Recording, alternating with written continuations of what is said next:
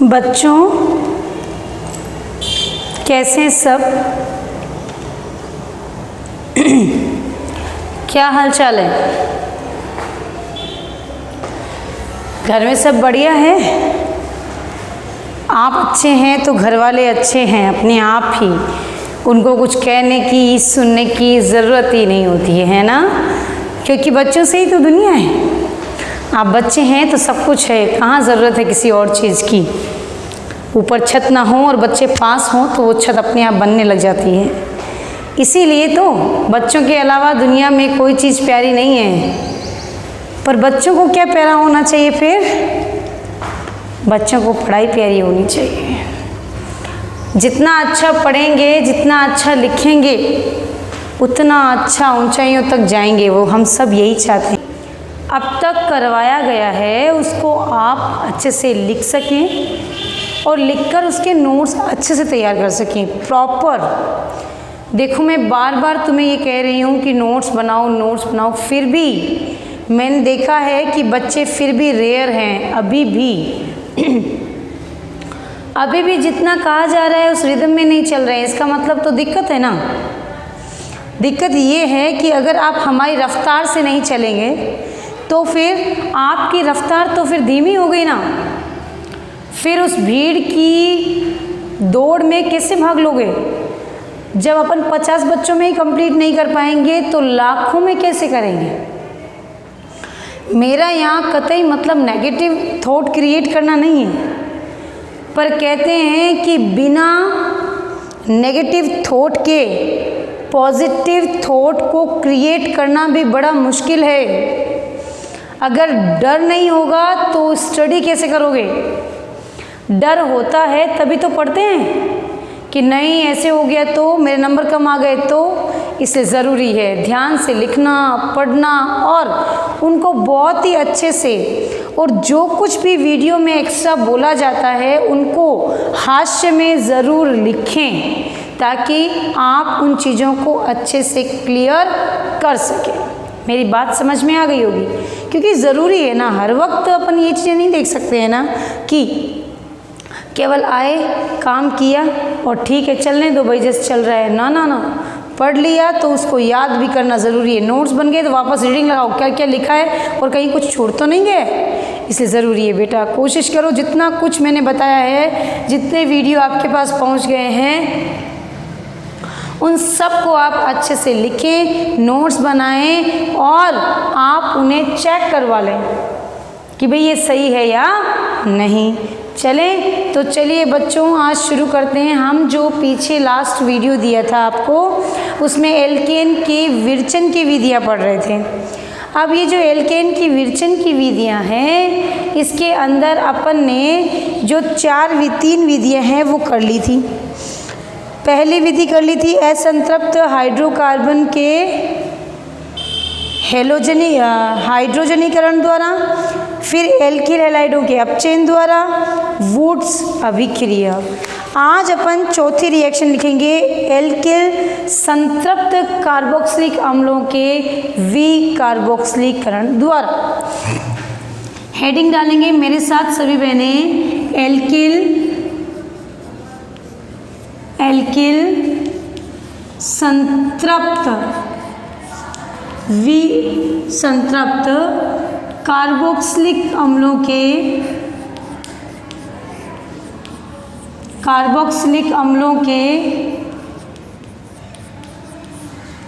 विकार्बोक्सिलीकरण द्वारा,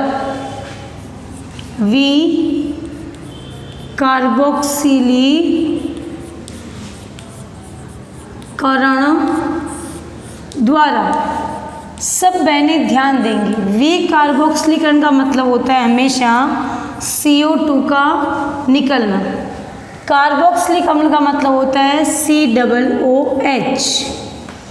अब इस COOH में आप कोई भी कार्बोक्सिलिक अम्ल का पोटेशियम या सोडियम लवण ले सकते हैं और फिर उसकी रिएक्शन यदि आप करवाएं सोडा लाइम के साथ तो वो विकार्बोक्सिलीकरण यानी CO2। हमेशा ध्यान रखना है कि soda lime NaOH plus CaO का जो मिश्रण होता है वो हमेशा CO2 रिमूव करने के लिए रिस्पॉन्सिबल होता है। इसलिए आप सभी को ध्यान रखना है कि जब भी आपको कोई भी रिएक्शन में एक कार्बन को कम करना होता है तो आप उस रिएक्शन में किसकी रिएक्शन करवा दें? सोडा लाइम की। और यदि एक कार्बन ये तो कम करना है तो NaOH और CO के मिश्रण को डाल दें। वहीं यदि एक कार्बन को बढ़ाना है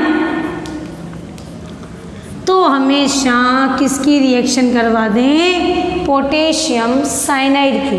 बच्चों ध्यान देंगे, ये CO2 के रूप में निकलेगा तो कार्बन साथ में जाएगा और यहाँ पर CN जुड़ेगा तो एक कार्बन की वृद्धि हो जाती है। तो आप थ्योरी में लिखेंगे जब संतृप्त मोनो कार्बोक्सिलिक अम्लों की क्रिया, जब संतृप्त मोनो कार्बोक्सिलिक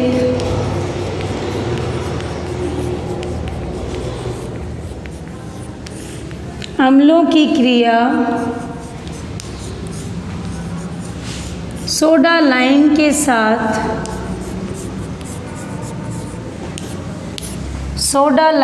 साथ करवाई जाती है। सोडा लाइम के साथ करवाई जाती है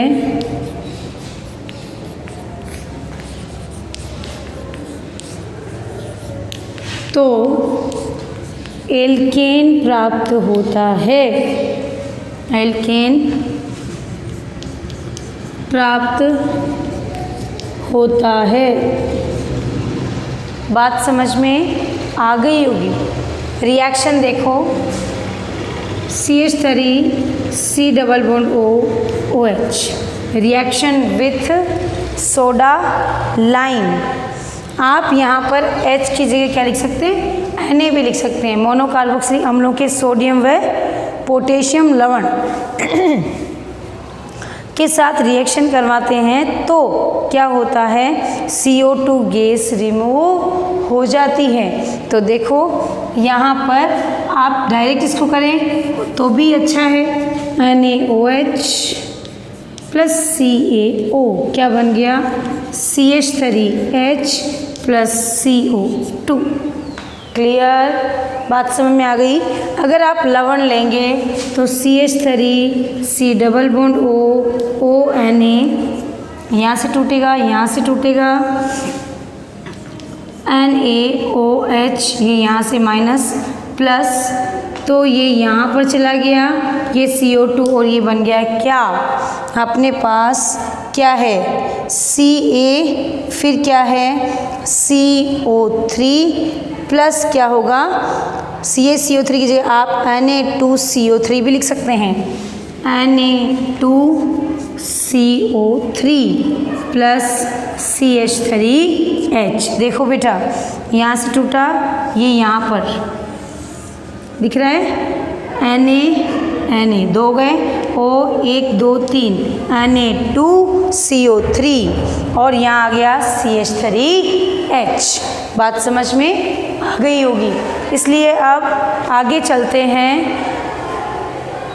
ये रिएक्शन जो है वो हो गया आपका किसका? एल्किल संतृप्त कार्बोक्सिलिक अम्लों के विकार्बोक्सिलीकरण के द्वारा। तो ये हो गई रिएक्शन कंप्लीट। आप फटाफट इसका स्क्रीनशॉट लेंगे ताकि बात समझ में आ जाए। फटाफट लेंगे, देखें बात समझ में आ गई होगी। अब इसमें नोट डालकर आप लिखेंगे। लिखो, जब किसी कार्बन श्रृंखला को छोटा करना होता है, जब किसी कार्बन श्रृंखला को छोटा करना होता है तो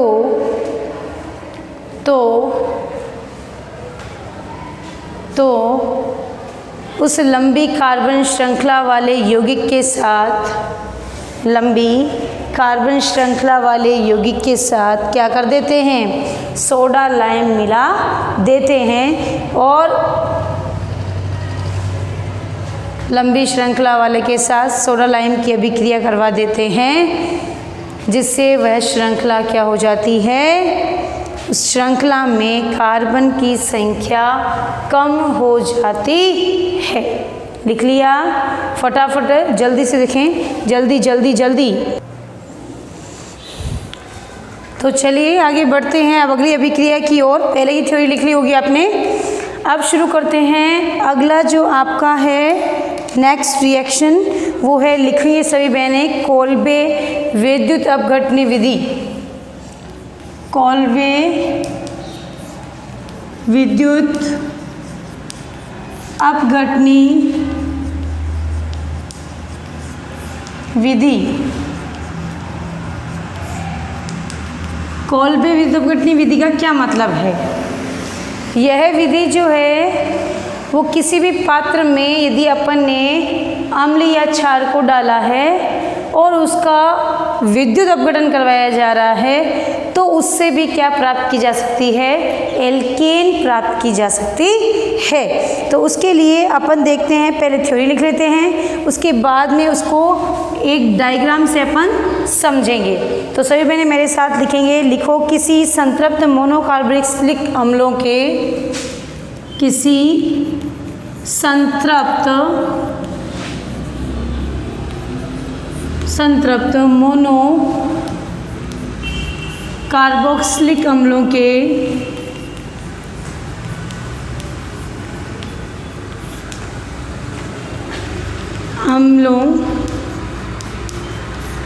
विद्युत अपघटन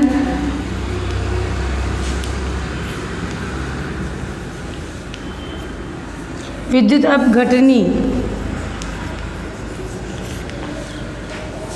अभिक्रिया द्वारा एल्केन प्राप्त किया जाता है, प्राप्त किया जाता है। कैसे बेटा? देखो, ये एक पात्र लिया और इस पात्र में 2 इलेक्ट्रोड लगा दिए, पात्र के अंदर अम्ल का जलीय विलयन भर दिया, H2O प्लस CH3COOH, ये बेटा एनोड, ये कैथोड, और इसको एक सेल से जोड़ दिया, प्लस माइनस, तो यहाँ भी प्लस। और हमेशा इलेक्ट्रोड पर जो आवेश होता है वो किसके वजह से होता है, बैटरी की वजह से होता है। अब अपन जब इसके विद्युत धारा का प्रवाह करते हैं तो इलेक्ट्रॉन का प्रवाह ऐसे हो गया, तो धारा का प्रवाह यूँ हो गया। तो जैसे ही धारा का प्रवाह हुआ तो ये आयन क्या होंगे, टूटने लगेंगे। तो CH3 C double bond O minus H plus, उसके बाद ये भी पुनः टूटेंगे, ऐसे ही H plus plus OH minus, टूट गए। इस दौरान अपन देखेंगे कि हाइड्रोजन गैस रिमूव हो रही है और CO2 गैस भी रिमूव हो रही है।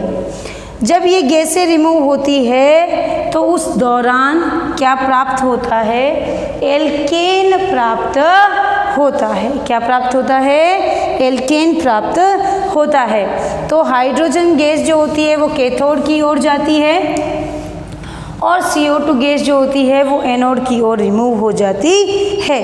तो इस प्रकार अपन देखते हैं कि विद्युत अपघटन की अभिक्रिया द्वारा हमें एल्केन प्राप्त हो जाता है। तो आइए अपन इसकी रिएक्शन लिखते हैं, फिर इसका मैकेनिज्म भी आप यहाँ पर इस चीज़ को लिखेंगे, उसके बाद अपन इसका मैकेनिज्म भी देखेंगे। पहले एक जनरल रिएक्शन लिखेंगे CH3 C double bond OOK plus 2H2O, CH3 C double bond O potassium और सोडियम के लवण plus 2H2O is equal to CH3 plus 2CO2 plus 2H2।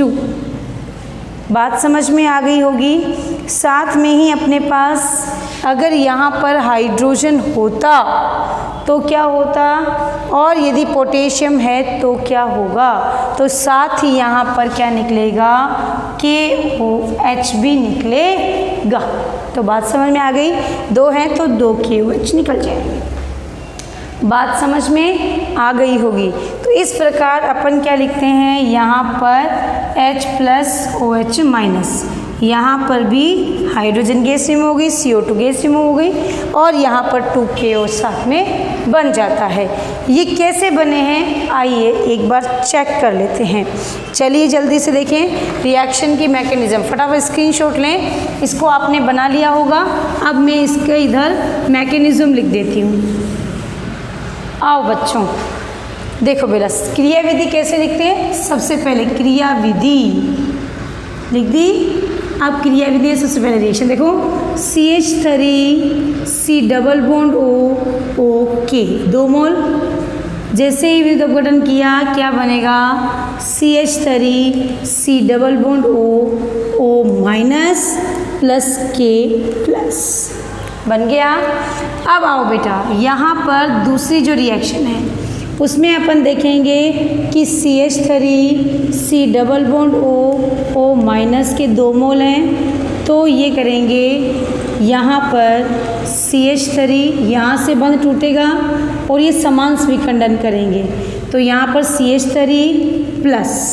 अब यहाँ पर कितने, 2 इलेक्ट्रॉन एक्सिस में हैं, तो ये 2 इलेक्ट्रॉन क्या हो जाएंगे, रिमूव हो जाएंगे। जैसे ही 2 इलेक्ट्रॉन रिमूव होंगे तो यहाँ पर भी क्या हो जाएगा, इस तरह से इलेक्ट्रॉन की कमी दिखाएंगे।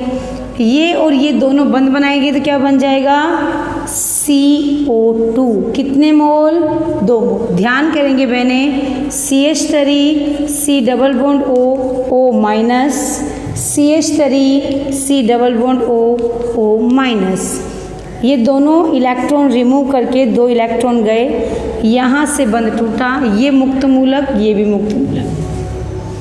अब यहाँ अपन देखते हैं कि अपने पास दोनों इलेक्ट्रॉन गए तो इलेक्ट्रॉन की कमी हो गई, तो क्या बन गया, C double bond O oxygen मुक्त मूलक, कार्बन मुक्त मूलक, दोनों मिलेंगे तो बंध बनेगा क्या, CO2। क्लियर हो गया। ध्यान से देखेंगे, ये दोनों इलेक्ट्रॉन एक्सिस में हैं, निकाल दिए तो इलेक्ट्रॉन की कमी हो गई।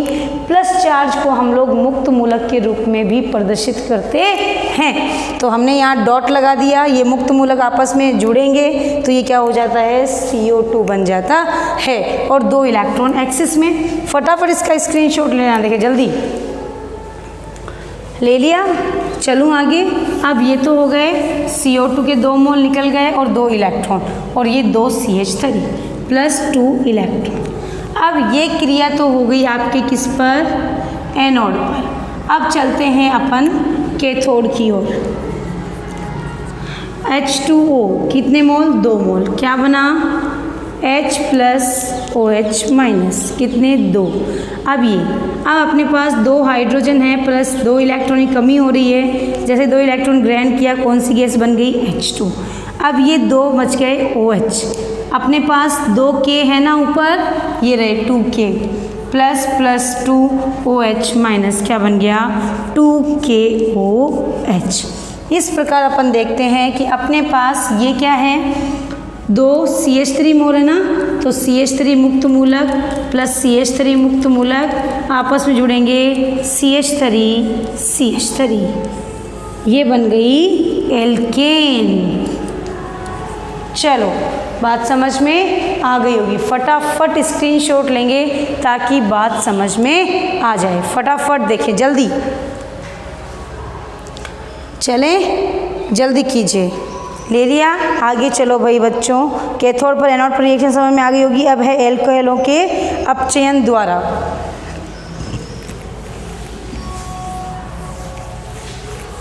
एल्कोहलों के अपचयन के द्वारा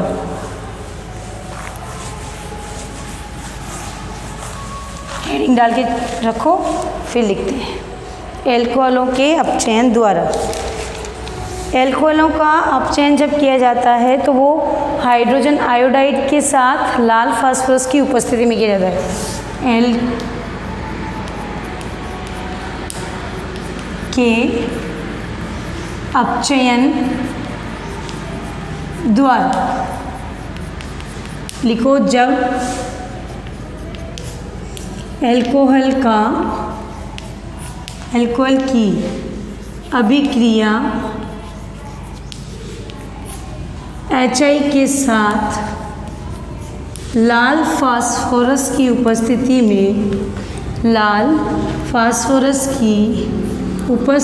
में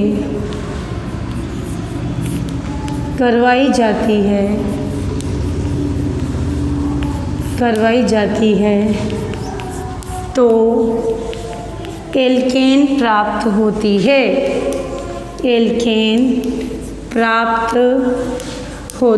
है। चलो आगे लिखते हैं।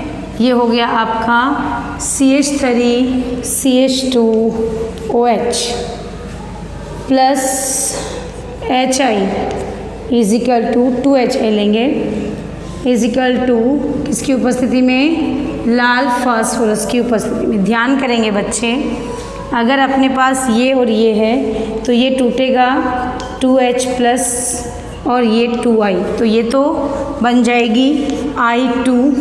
और यहाँ पर अपन देखेंगे कि अपन इसके 2 मोल लेंगे तो अल्कोहल OH से टूटेगा, ये बन जाएगा क्या?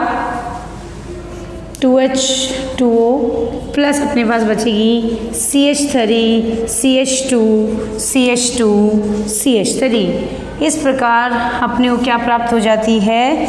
एल्केन प्राप्त हो जाती है। अर्थात ये CH3 के 2 मोल जो हैं ये आपस में जुड़ जाते हैं, 2 मोल। क्लियर? बात समझ में आ गई होगी। फटाफट स्क्रीनशॉट लें बेटा ताकि अपन अगली रिएक्शन कर सकें। जल्दी चलते हैं आगे। एल्डिहाइड व कीटोन के अपचयन के द्वारा, जल्दी। एल्डिहाइड व कीटोन के अपचयन के द्वारा।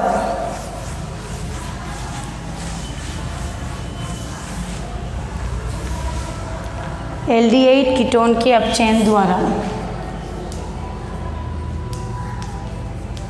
व कीटोन के अपचयन द्वारा